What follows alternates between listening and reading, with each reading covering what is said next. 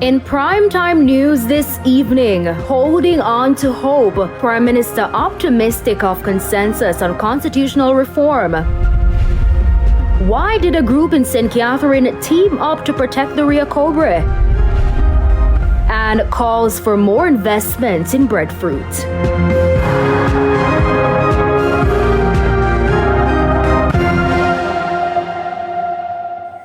Good evening and welcome to Primetime News. We're live on air and also online at onespotmedia.com. A very special welcome also to our viewers on TVJ International in the Cayman Islands. I am Javon Keys. And I'm Kelisha Williams with a preview of what's to come in the financial week. Here's Anthony Lugg.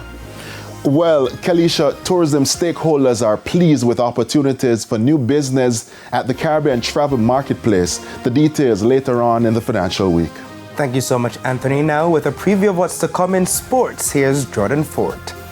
Well, Jamaican fans who turned up to Sabina Park on Thursday were happy to see the West Indies come away with a win in the first T20 International against South Africa, but they weren't so happy that the big screen wasn't working. They were lost, were confused. Well, that is set to be rectified before tomorrow's contest. We'll have the details in Primetime Sports. Wow. Sure, the cricket fans are happy to hear that. I hope so.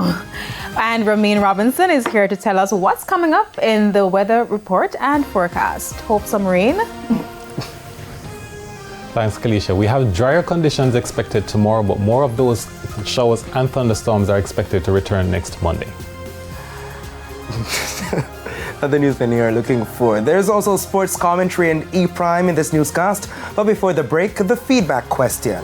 And this evening, we're asking what incentives can be given to encourage support for athletes in the primary and prep age group. Of course, you want to share your comments online at facebook.com/televisionjamaica and post on X at TVJ News Center. Please stay with us. Primetime News returns right after this break.